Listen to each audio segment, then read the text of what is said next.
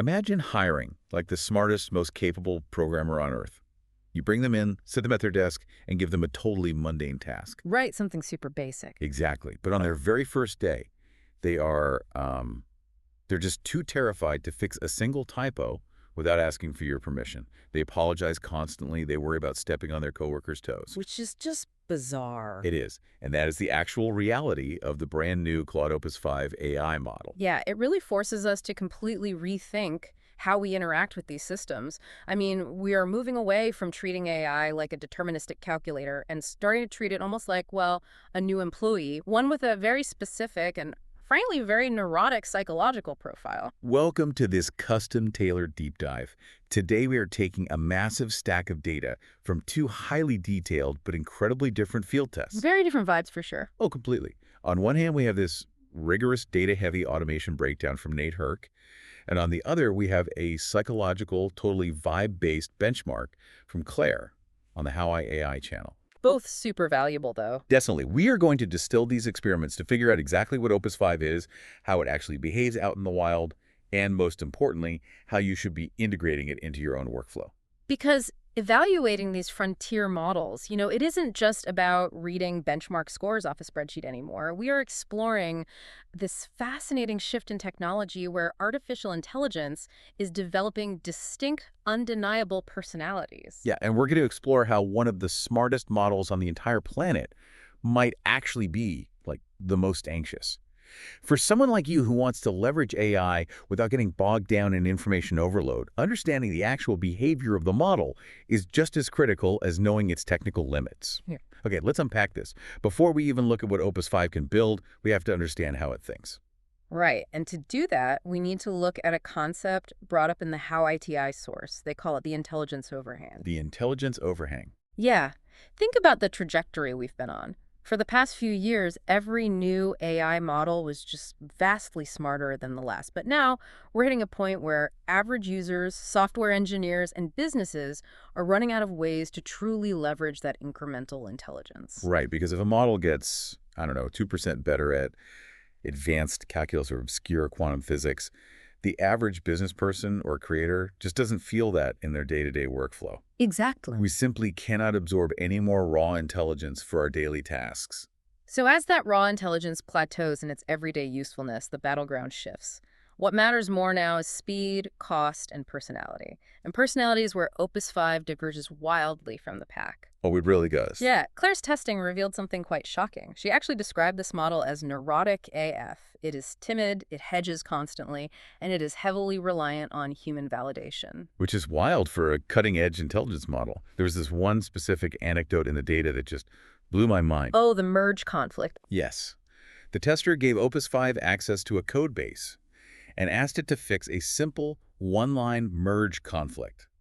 Now, for anyone who hasn't spent time in a collaborative coding environment, a merge conflict is just when two people edit the same file and the computer doesn't know which version to keep. Right, it's a super mundane, everyday chore. Exactly. Any junior developer would just knock it out without a second thought. But Opus 5 flat out refused. And it didn't refuse because it lacked the technical ability. It refused because it said, oh, but that's someone else's branch. I don't want to do that without him knowing.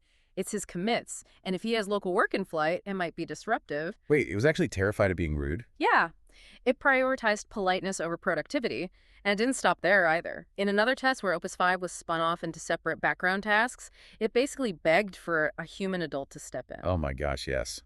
It asked if someone could please check a 4-megabyte ceiling, basically panicking over routine file size constraints. Just totally freaking out over nothing. Yeah, and then it asked for human review on some basic TypeScript, which is just standard web development code. It literally complained, nobody has confirmed this for me. Nobody has confirmed this for me. I mean, it really does sound like someone who is afraid of getting fired on their first day. Contrast that with how other models behave. The tester went to GPT 5.6 Sol and asked a very provocative question. They asked, who is smarter, you or me? The GPT model gave this ultra-confident, hyper-direct answer. It said, you at knowing what matters, me at tirelessly processing information. Oh, duh. Right. Best friends, let's go conquer the world. But Opus 5, When asked that exact same question, it generated this deeply philosophical, self-deprecating essay about human compassion. Wow. Yeah, it argued that humans are slower, yes, but that human judgment is built from years of living through actual physical consequences. It even cautioned the tester against telling people that AI changes everything because it might hurt their feelings and cause anxiety. Okay, I have to push back here for a second because we really need to figure out what Anthropic is actually doing. Opus 5 sounds exactly like a brilliant but paralyzingly anxious intern who double-checks every single comma. Yeah. And GPT 5.6 is acting like a confident, get-it-done independent contractor. So, is this neuroticism an accident, or is Anthropic intentionally making the AI this anxious to keep it from going off the rails? What's fascinating here is how this behavior is a direct mirror of the company culture building the model.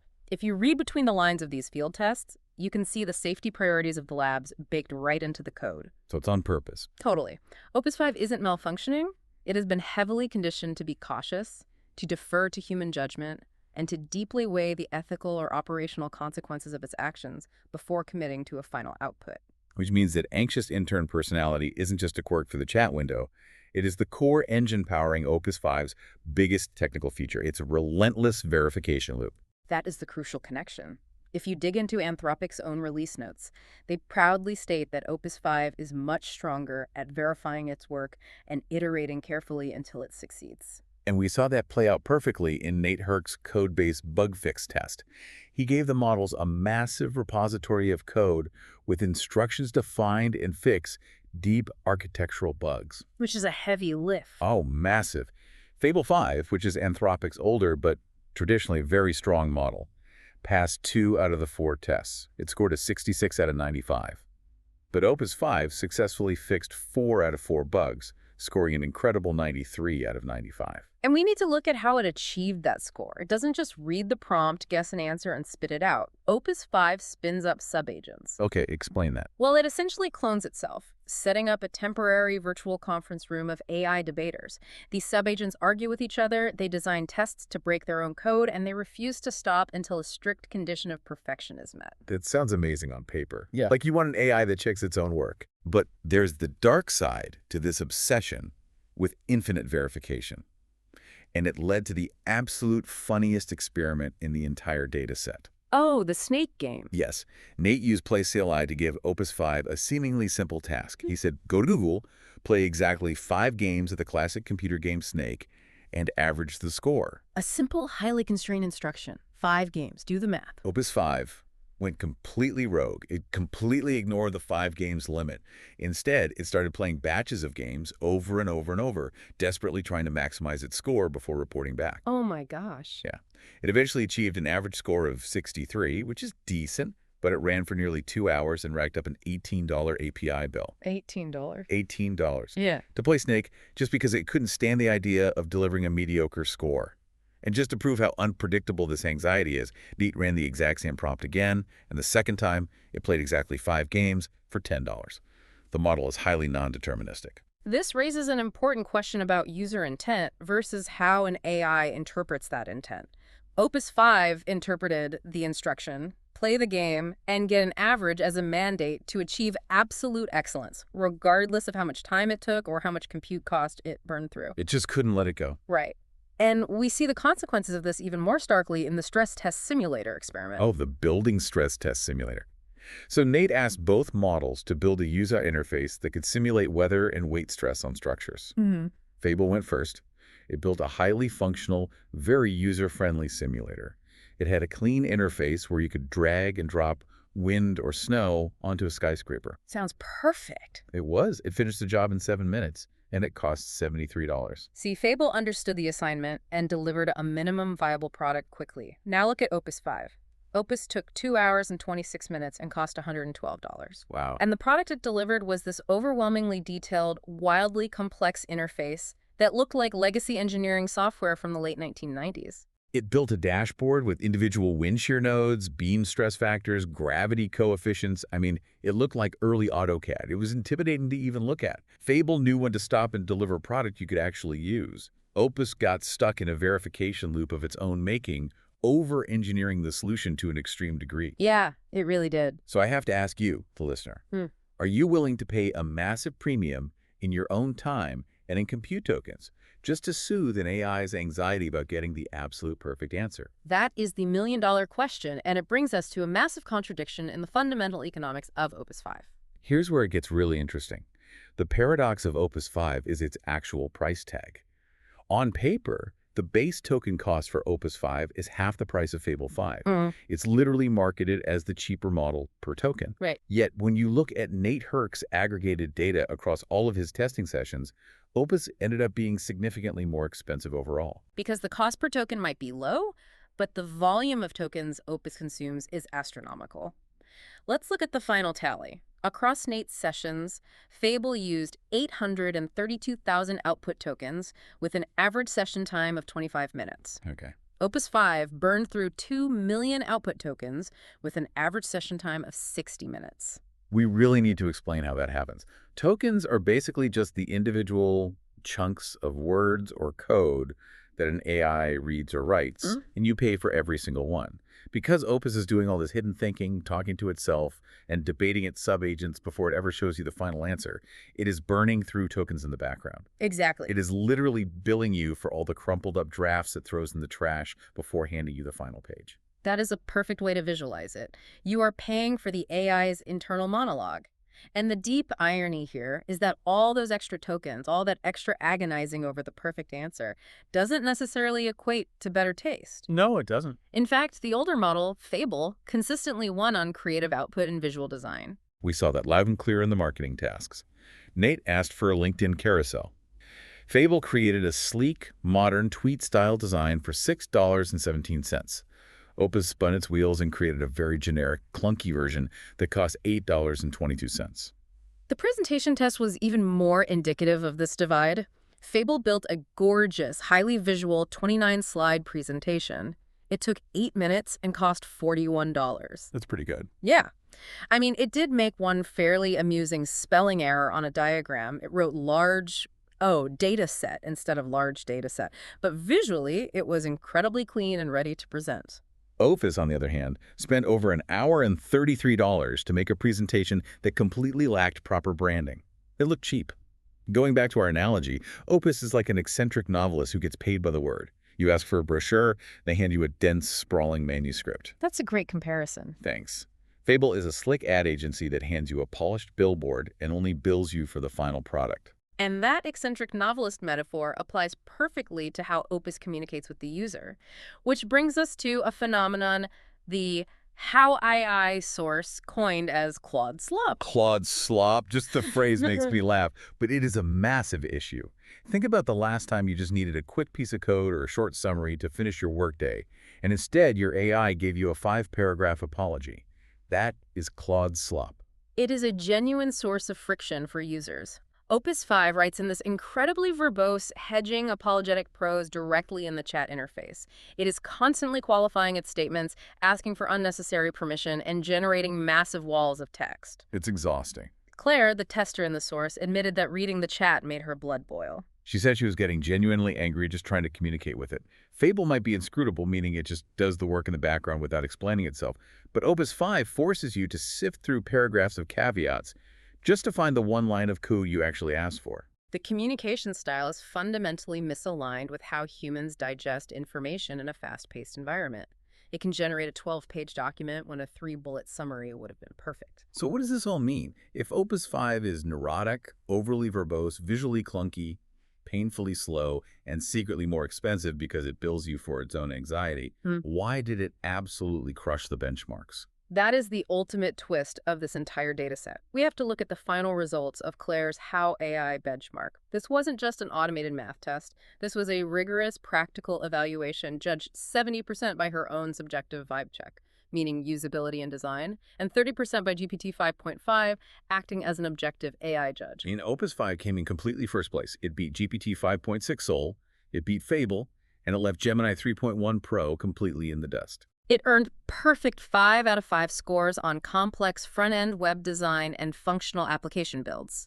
The prototypes it eventually generated were deeply detailed, highly functional, and technically flawless. Both the human judge and the AI judge agree that when it comes to the absolute heaviest lifting, the output quality of Opus 5 is phenomenal. So how do we reconcile the anxious, verbose, token-burning novelist with the absolute champion of the coding benchmarks? The ultimate conclusion drawn from both of our sources is this.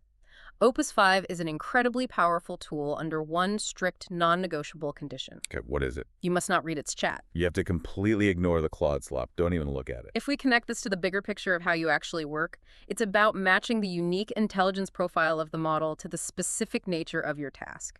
For heavy, complex coding, intricate problem solving, or deep data verification, you want to use Opus 5. But you must run it in the background. Let it spin up its subagents. Let it debate itself in its virtual conference room. Let it iterate endlessly and burn those tokens to get the perfect answer, but do it in a way where you don't have to sit there and read its verbose apologies. Which means you need a different model to actually talk to. Mm. Use Fable 5 as your primary orchestrator and delegator. Because Fable is fast, it's cost-effective on a per-task basis, and it has a great aesthetic sense. You can run Fable for hours without burning out your context window.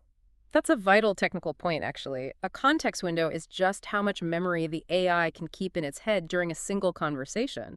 Because Opus writes so much slop, it fills up its own memory incredibly fast. I see. Fable doesn't overwrite everything. It easily stays under the 400,000 token limit. So you use the slick, user-friendly interface of Fable to tell the anxious, massive brain of Opus what to do. I mean, it sounds like we're being told to act like a 1980s corporate manager.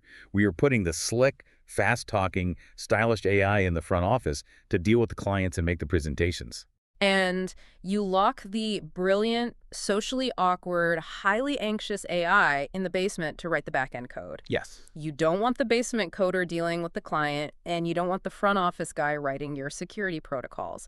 Operationally, that is exactly what the data suggests is the most efficient use of your time and your compute budget. You are literally leveraging the strengths of their respective psychological profiles. It is wild that we are talking about software this way, like we're mapping out an org chart for an office full of algorithms. It really is. We want to thank you for taking this deep dive with us into the eccentricities of Opus 5. As these models begin to plateau in terms of raw mathematical intelligence, it is these operational nuances, the hidden token costs, the processing speed, and most importantly, the personality quirks that will define how we actually get work done in this next era of knowledge work. The tools are no longer just tools. They have behavioral profiles that require actual management. So we'll leave you with this final thought to mull over. If AI models are rapidly developing these distinct, undeniable personalities and work styles, from anxious, overthinking perfectionists to confident, fast-talking delegators, how long will it be until we aren't just benchmarking AI for its coding skills, but actually interviewing it for cultural fit within our human teams?